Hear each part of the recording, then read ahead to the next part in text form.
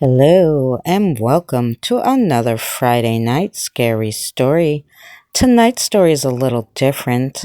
Not only do we have a true spooky story from someone, but we actually have the history on the place, which is called the Woodburn Female Seminary.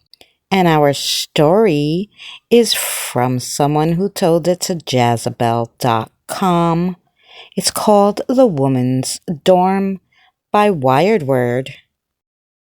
The Woodburn Female Seminary in Morgantown, West Virginia, was a Civil War site that served as an all-girls dorm up in the mountains. The seminary is now part of WVU and known for the ghost story of Elizabeth Moore. The building was reportedly saved from being burned by the Confederate soldiers by Elizabeth Moore, who convinced them she was a Confederate sympathizer. The Woodburn Female Seminary was founded in 1865 before the Civil War. During the Civil War, a raid by Confederate soldiers on Morgantown was planned to burn down the building. The legend is the school's principal, Elizabeth Moore, is said to have saved the building by pretending to be a Confederate sympathizer. The building was later renamed E. Moore Hall in her honor. Following Elizabeth's death, it is said that her ghost haunts the building to protect the woman inside. Employees and students have reported seeing her ghost, and some have found her portrait moved without being touched. Now to our story that was told by Wired Wood. She was a freshman in college and lived in the all-women's dorm on a quiet street just off the main campus.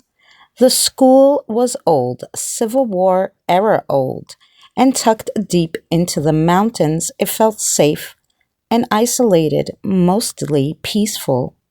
But every freshman learned one thing within the first week. The campus was full of ghosts.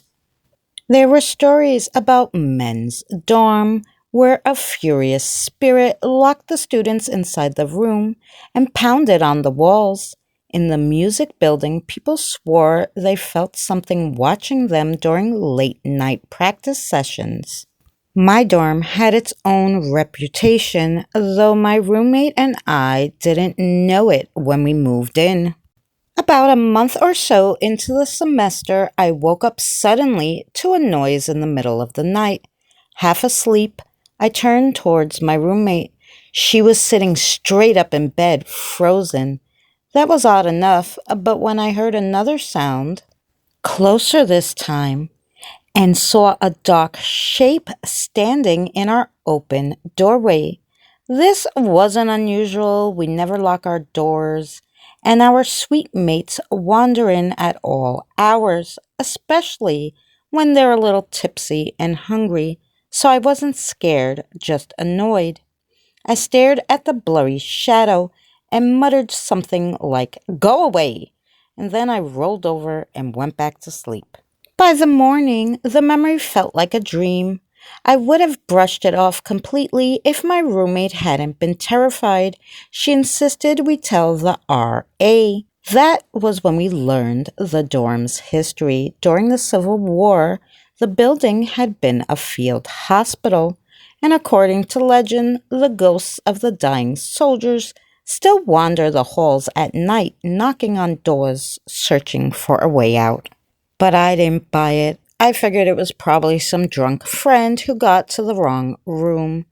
But the story was thrilling, and soon our entire friend group was on Ghost Watch. We listened for footsteps, compared notes, and traded stories with upperclassmen.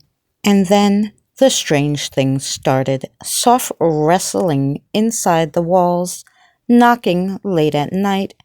A friend swore she saw a pale face staring back at her from the reflection in the window. What had seemed fun turned unsettling fast. When we brought our worries to another RA, a self proclaimed skeptic, she rolled her eyes. Upperclassmen like scaring freshmen, she said. Just ignore it. But we couldn't.